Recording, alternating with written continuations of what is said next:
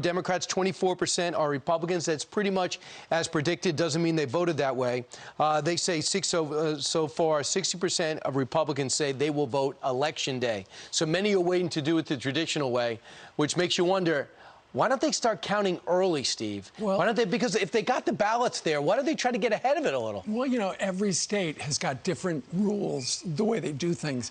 I think given the pandemic, so many people just want to make sure that their vote counts. That's why we see early voting. That's Ainsley, why we see all sorts of things. And that's why I have just a little laryngitis on my birthday. And that's whiskey, right? No, it's not whiskey, Brian. All right, let's bring in Mark Meadows, White House Chief of Staff, who is also sober this morning. Good morning to you. Good morning. Great to be with you. Good to have you here. So President Trump was at a rally. He has two of them today. He was in Nevada, and he was calling what's happening with Hunter Biden, the media censoring the story, not asking questions about it. He says that their family, it's a criminal enterprise. What do you say about all this? Well, it certainly looks that way. And this is not just about Hunter Biden. It's about Joe Biden. And I think the way that the media has treated this, actually one standard for Donald Trump, one standard for Joe Biden, and really the way that Twitter is trying to make sure that the story doesn't get out. But here's what I can tell you. I'm not aware of any Russian disinformation campaign that would involve these emails or this laptop. No defensive briefing, to my knowledge, has been given. And so all of this narrative that is out there that would suggest that it's not real, that's the disinformation. You know, Adam Schiff came on and said, oh, this is Russia, Russia, Russia. And again, I can tell you this is Adam Schiff once again trying to spin a story that's not accurate. I think in the days to come, you'll see that Joe Biden will have a lot to answer for. We'll see, because I looked at some of the topics that they have for the debate on Thursday, and it's not there. Tell me about your family ties, in which, by the way, they might want to talk about the president and the New York Times story with taxes. But keep in mind, Joe Biden, this email, if the Russians did this, that means the Russians would have to have asked Hunter Biden to drop off his laptop at the local repair shop, leave it there, not come back to get it, and then this guy called the FBI. Mark Meadows, you're the chief of staff of the president. If he called the FBI and the FBI answered like he said, what do they have to say about this? Is anything being done at the White House to ask the FBI, who Christopher Wray appointed by the president, was this laptop dropped off? What do they think about what it contains? Well, obviously, Senator Ron Johnson has made an inquiry with Senator Grassley on that very subject. Bill Barr and the FBI need to actually make sure the American people know the truth. I think what I talked to Director Ratcliffe over the weekend, and I said, listen, if this is a Russian disinformation campaign, we need to make sure the American people know that. His response to me is that he had no knowledge of that. Hopefully he'll be addressing that in the coming days. Right. But I can tell you this. Here's the interesting thing is we're starting now to find additional information that would suggest that Joe Biden acted inappropriately. And so just like he needs to answer the packing the court decision, he needs to answer about this. But, you know, you're right. On this debate stage, I'm very doubtful that he'll get the hard-pressing questions like President Trump has continued to get and continues to answer. Well, Mr. Meadows, the only thing the Biden campaign has said is that he never met with that guy, according to his official schedule. But the campaign is not disputing the basic facts. And so the longer they go, the more curious it gets. Well, it's not just curious, Steve. Here's the interesting thing is not only are they not denying it, but Joe Biden says, oh, he's never talked to Hunter about his business. Well, we now know based on emails that that's not correct. And so it's time that he comes clean with the American people. And it's time for Twitter to make sure that they quit their censoring process to make sure that this story doesn't get out. So Biden's team's facing some criticism because of its deep connections to big tech. If you look at the transition team, Jessica Hertz is now on Biden's transition team. She's a Facebook executive. Carlos Mane, and Twitter director of public policy. So they're hiring these people from social media to come over to work for the campaign. Do you think this influences how these social media companies, what news they're allowing to be public? Well, I think it certainly does. I mean, Carlos is someone that we actually interacted with before he went over to work for the Biden transition team. I can tell you that as we look at the level of activity that we're seeing with Twitter, if there's any interference in the election, it's by Twitter and Facebook right now and trying to put a particular narrative out there. They're going to have not only a problem with the American people, but they're going to have a problem with Congress, as this will bring Republicans and Democrats together to make sure that they, once and for all, are held accountable for their actions. I know, but Mark, there's 15 days left. I know you're going to have a subpoena to get the Twitter CEO out there, and he's going to sit there and act concerned and apologize for acting too quick. But aren't they accomplishing their goal?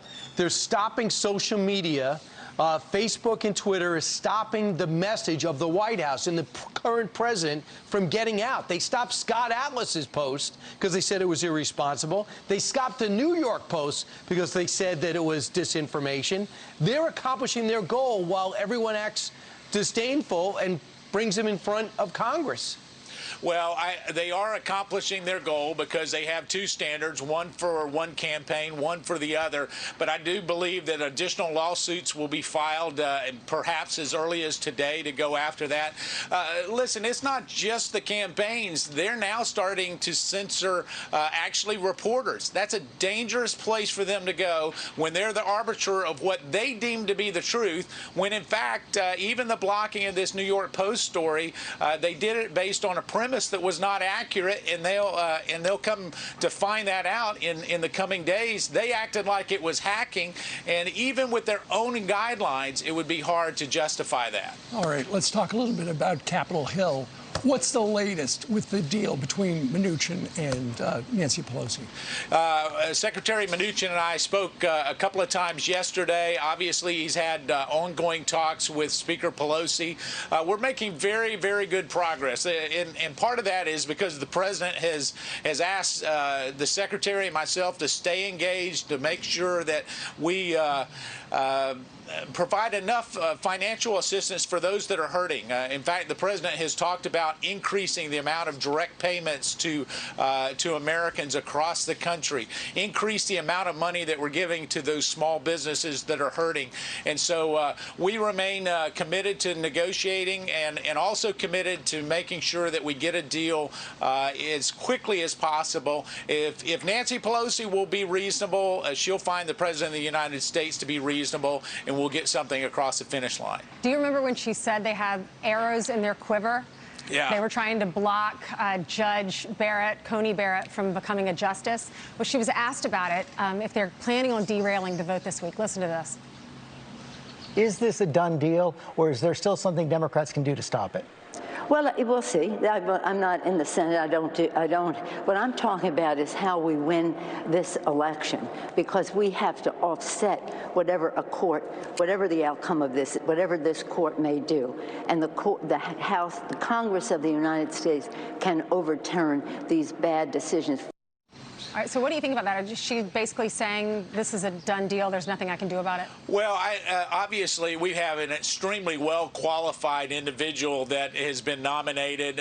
She's done a tremendous job, continues to answer all of Congress's questions. And so I don't know that there's much they can do procedurally. Right. But what she was hinting at there, is that after Amy Coney Barrett is confirmed by the Senate, Joe Biden and Congress are going to try to add a number of justices to the Supreme Court so that they can tilt it their way. It's not the way that it should be. It's not the way that the American people expect it to be. You know, this is 9 justices have served us well. You don't add justices just to get your way. And by the way, here's proof of that. Chris Coons, basically, who wants to be Secretary of State if Joe Biden wins. Listen to what he said. Like Joe Biden, I'm not a fan of expanding the court, but we have a few weeks here to see whether there are 4 Republicans who will step back from this precipice. It is the Republican majority that's responsible for racing forward with this extreme, unqualified nominee, unqualified because of her extreme judicial philosophy. We happen to be in the fact pattern where we have a President Biden. Yeah. We'll have to look at what the right steps are to rebalance our federal judiciary. So your mind is open about adding justices to the Supreme Court, yes or no? Just your mind is open? Yes. So that's a yes. That's a yes. Listen, Senator Coons and Joe Biden and all of them, this is the worst kept secret in Washington, D.C. This has nothing to do with a confirmation of a very qualified conservative judge. This has everything to do with trying to get their leftist agenda implemented through the courts, because they can't do it in Congress because they are further left than the American people. Just quick thing on the stimulus package. Mitch McConnell's the one not on board. President wants to go bigger. He's only going to do a skinny bill, $500 billion. That's going to pass the Senate, and it's going to go nowhere. And a lot of people out there are hurting. Nobody wants to spend in deficit spending, but this pandemic has got people flat on their back. Something's got to change. Well, what can you do, Mark, to make it change? I know you don't love spending either. You're conservative by trade. But having said that, this is an extraordinary time. Yeah, the president has been very clear on this particular item, because he's actually believes that there's so many people hurting that we need to lean into this. I've talked to Leader McConnell a couple of times. The reason why the leader is bringing this forward, he says, at least we agree on these principles at $500 billion. Let's get there and build it up. But the other thing he did say is that if the speaker and president can come together in a bipartisan deal, he'll bring it to the floor. It will get a vote, and hopefully we'll get stimulus on the way to the American people. All right. We're watching. All right. Thanks. Mark, thank you. 8:11 now here in New York City. Time for some news. Good morning. Let's begin with a Fox News alert. Police arresting a man with a knife after a standoff at Paramount Pictures in Hollywood. The LAPD says the man ran into the studio lot after they tried arresting him for sexual assault. Police hit him with a taser and beanbag rounds before shooting at him as he ran off. He then barricaded himself inside a building before getting arrested. He's now in the hospital with unknown injuries. Total COVID-19 cases worldwide topping 40 million overnight. Over 1,113,000 people have died. Over 27 million people have recovered. More than a dozen countries marking record highs for new cases. Fox News medical contributor Dr. Jeanette Neshwat joined us earlier to weigh in on the latest surge. Lockdown should be a last resort, but we are seeing a spike, and we do have a bit of a challenge ahead of us in battling this aberrant disease. It's a matter of remaining compliant with our mitigation strategies. Here in the U.S., there are over 8 million cases and over 219,000 deaths. Over 3 million people have recovered. Early voting is underway right now in Florida. Long lines of people already waiting to cast their ballot in Jacksonville. Early voting ends in Florida on November 1st. State election officials say nearly 2.5 million have already voted by mail. President Trump won the state by less than 2 points in 2016. Recent polls show the president neck and neck with Joe Biden. And now to this, the Dodgers are heading to the World Series for the third time in 4 years. Cody Bellinger's monster home run in the 7th, leading Los Angeles to victory. Towering fly ball. The Dodgers come from behind in the series. They come from behind in Game 7, and they win the National League pennant. The Dodgers beat the Atlanta Braves 4-3. They will face the Tampa Bay Rays in the World Series. LA's fire chief says firefighters can show their team spirit and wear Dodgers caps on duty until the end of the series. Game 1 is tomorrow night. I don't know what it's like for a team to win that many times. Well, I mean, they got there. They haven't won in a while, though. It's been a while. I know, but still, I'm just saying. Right. It must be nice. And Cody Bellinger, you see him go the forearm to forearm, at which time he seemed to have separated his shoulder. Yeah. He said he had to go into the dugout, into the locker room, and they had to pop it back. So no, thanks. He says it's no big deal. Really? Okay. All right. Thanks, Jillian. Yep. A quick thing I want to add. Earlier, I said Kristen Welker is, I said she was registered twice as a Democrat, which she was 2004 and 2012. Right now, she's unregistered, so no party affiliation. So if that helps anybody. Still, 14 minutes after the hour, Joe Biden praising one of his union endorsements. Boilermakers overwhelmingly endorsed me, okay? So the Boilermakers unions and 154, Sean Stephanie, was quoted in the New York Times today saying, you can't have it both ways. It says you can't meet your goal to end fossil fuels without ending fracking. What do you say to people like Sean who doubt your denial because they think you want to keep that promise? Tell them the Boilermakers overwhelmingly endorsed me, okay? So the Boilermakers unions endorsed me because I sat down with them in great detail with the leadership exactly what I would do. Okay. Joe Biden touting his endorsement from the Boilermakers Union in his ABC town hall. The only problem is they didn't endorse him. It's not true. The International Boilermakers Union clearly noted on its website it has not endorsed any candidate in 2020. And the local chapter, the moderator mentioned in his question, in the question, George Stephanopoulos, actually endorsed President Trump. Here to set the record straight, we hope, business manager at that local 154 Boilermakers Union, John Hughes. John, what were you thinking when Joe Biden got out of the question on fracking, which he said over the summer he was going to get rid of, and he used the Boilermakers endorsement as a reason to believe him? Well, I didn't really know what to think because I knew that there was no endorsement given, so we were quite surprised. And then our phones start blowing up and everybody was calling, so it was quite a surprise. Yeah, so here's the quote from the Biden spokesperson when he saw the fact that you said this and there was pushback on when reality came in. Said the Boilermakers endorsed Joe Biden twice and have never supported Donald Trump. Over 60 national unions backed Biden, including unions that have never endorsed a presidential candidate before. So in the past, you guys have endorsed him. He got confused, maybe? No, the past election, the International did not endorse anybody. So I don't know where. We have not heard from anybody from the Biden camp this whole election in Pittsburgh. So tell me the Boilermakers and what they have to do with fracking. Well, we have a lot to do with the petrochemical industry, the gas industry, the new cracker plant being built in Beaver County. We have a lot of members working there. A lot of the new gas plants are involved with the fracking. So there's a good future here for our industry, and it's good for the Pittsburgh area. And that's why some local chapters have endorsed Donald Trump, right? Yes, sir. Yes, sir. Joe Biden has nothing in his green energy plan. The new green plan has nothing for the Boilermakers. Right. So we have to do what's best for our members, and you have unanimous support for Donald Trump from the Northeast area section of the states. And by the way, natural gas burns clean. If you are green-oriented, you should embrace natural gas, shouldn't you? Yes, and the other part is you can't have a green world without fossil fuel. If you look into it, you need fossil fuel to make solar panels. You need fossil fuel for windmills. Fossil fuel is part of everyday life. So to eliminate fossil fuels, I don't think is possible. Yeah, and when you try to power an electric car, it's usually powered by a coal plant, right? Yes, that is correct. So it's amazing. You're not running from clean air and clean water. You're looking to help. But why destroy your industry along the way? Why does it take for people to get through their heads? Yes, well, I mean, we're Boilermakers, we're outdoorsmen, you know, we're for the environment. We can do it clean. There's carbon capture, sequestration out there, new technologies. If they would just let us do it, you know, our utilities industry, they have done it themselves. They've paid the cost. You know, we have the cleanest right now. We have beat the Paris Accord already. The state of Pennsylvania, we're below all of the emission credits that we need to be already.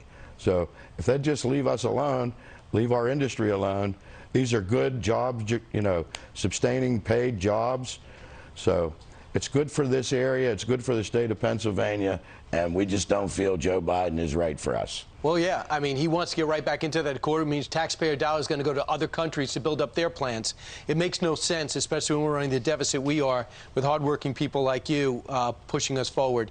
What made us taking on Saudi Arabia with our oil and gas industry. John, thanks so much for straightening that out. So if Joe Biden uses that, he'll be saying something that is not true. Thanks, John Hughes. Thank you. All right, meanwhile, straight ahead. Families who lost loved ones to COVID-19 holding a mock funeral for New York Governor Andrew Cuomo's leadership during the pandemic. Our next guest helped organize it after... New York families who lost loved ones in nursing homes due to COVID-19 holding a mock funeral for Governor Andrew Cuomo's leadership and integrity. The family members filling a casket with more than 6,000 torn pages of Cuomo's new book, each page representing a nursing home patient who died from the coronavirus. Our next guest lost their 89-year-old father to the virus, who was a patient at the Cobble Hill facility in Brooklyn and then helped organize that event yesterday. Daniel and Peter Arbini join us now. Good morning to you. Good morning. Good morning. So, Daniel, why was it important to do this yesterday, to have this mock funeral? The importance of it was people have been trying to get traction on an apology, on the truth, and our governor, unfortunately, has prevented that. He wrote a book instead, and my brother's idea of let's hold a mock funeral as part of our mourning process, and the many thousands of others who couldn't mourn for his book. He shouldn't have been focused on a book. We should be focused on truth. Truth is all we ask for. So, Peter, what was the turnout like yesterday? The turnout was quite amazing to me. It was heartfelt because I've met other people that lost parents and grandparents, and we bonded, unfortunately, and I met people that I shouldn't have met, but we all became COVID orphans. And when I heard that he was coming out with a book, my brother 5 months ago was on CNN, and they asked my brother, what do you want from the governor? And my brother asked for an apology. 5 months later, we still haven't received a sincere, heartfelt apology. And I knew that when he wrote this book, that he was not even going to apologize in this book for a failed directive. And everything that I've seen and watched and read in the last 6 months about his directive to send COVID-positive patients back to nursing homes has been defensive and deflective. And he has blamed it across the board on everybody but his directive.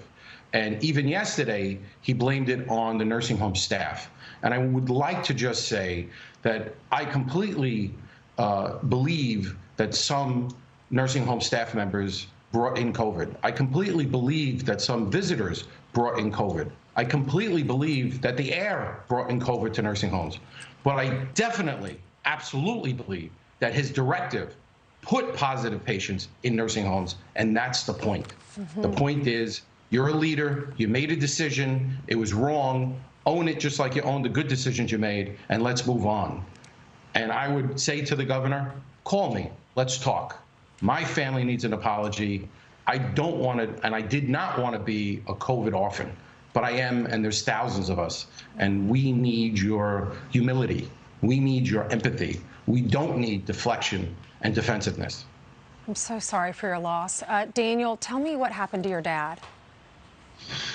So Daddy was an extremely vibrant, amazingly vibrant 88-year-old, and he got sick right after Christmas. He had hit a number of illnesses over a 3-month period, unfortunately, that took a vibrant 88-year-old man who is embedded in our community. We're 5th generation on our block in Brooklyn, and eventually he was bedridden. And through all that, I was with him in the hospital, in the nursing home to get rehab, to come home. And we kept finding more things. He was older, right? He's 88, he turned 89 in the hospital. And his goal was to come home, get strong, come home and live whatever days he had left. He didn't have a decade left like we had all hoped, before this. But he still had lots of life in him, and he was a fighter, so he was trying to get better. The directive comes out right before the directive came out. It was published. The administration at our nursing home said, we're forced to do this, bring your father home, because we were so involved and engaged with Daddy's health. They knew we could do it. Unfortunately, through no fault of the medical system, especially through no fault of the nursing home, which was fantastic, in a very, very tough situation, brutal, actually, they were living through. The hospitals were in bad situations. Imagine nursing homes. We couldn't bring him home. He had to get treatment, and the hospital pushed him out and said, we're not doing anything that's not life-threatening. So we couldn't take him home until the nursing home was able to get a surgeon to come in and do a procedure. As soon as that happened, 2 days later, we brought Daddy home, and we loved him and were with him 20 hours a day. We had 24-hour care. We had rehab coming in. Then on Friday, he started to get congested. And I'm like, that's interesting. And then he started to get a little lethargic on Saturday. So on Friday, I called the doctor, his doctor, and I said, hey, is there anything we can give him? He's getting congested. The doctor said, well, he might have COVID. We have to test. So on Monday, we tested him. At about 1 o'clock in the afternoon, 4 in the morning, he passed away. 14 hours later, 15 hours later, and then 12 hours after that, we got the results back. He was COVID positive. And you couldn't put that on his, what did his death certificate say? Heart failure. Why didn't they put COVID? He had already died. They had already done the paperwork, and it was done. Okay. And different doctors, the city was shut down. How do you do something like that when you can't get anybody on the phone anywhere? So the governor's spokesperson, this was his statement. He said, we mourn with every family who lost someone during this pandemic and hope that they look past the misinformation and outright lies that have been manufactured by right-wing agitators and their allies looking to cover for the federal government's many, many failures. How do you feel being called a right-wing agitator, Peter? I would say that that is misinformation. It is not truthful.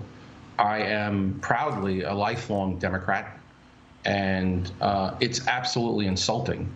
And the funeral and all we asked for, we know there was many failures at the city, state, and federal level. We know, we lived it, that there was no cohesive coordination.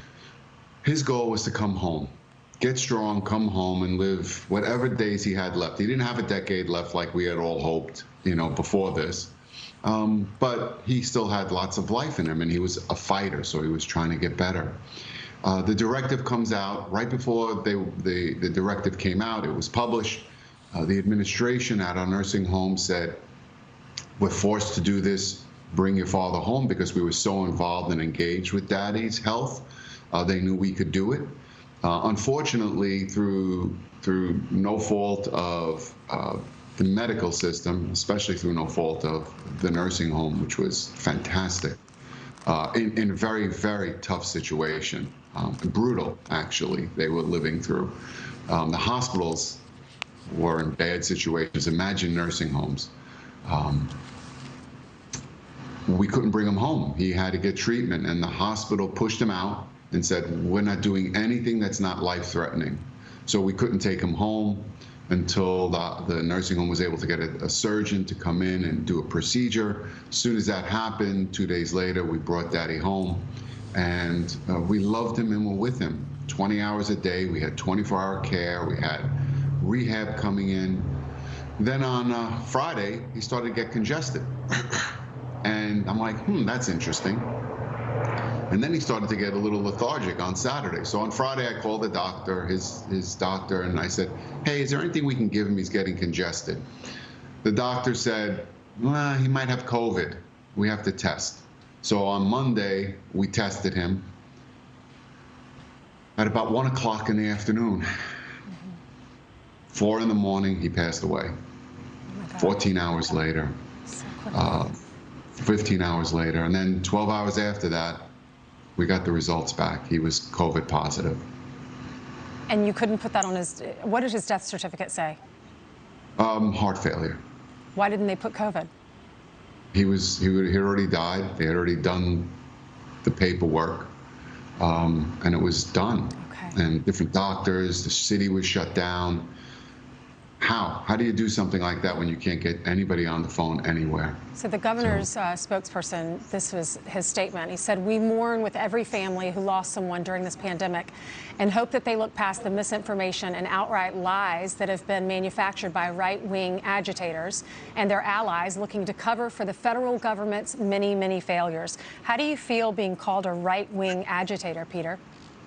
I would say that that is misinformation. It is not truthful. I am proudly a lifelong Democrat, and it's absolutely insulting. And the funeral and all we asked for, we know there was many failures at the city, state, and federal level. We know, we lived it, that there was no cohesive coordination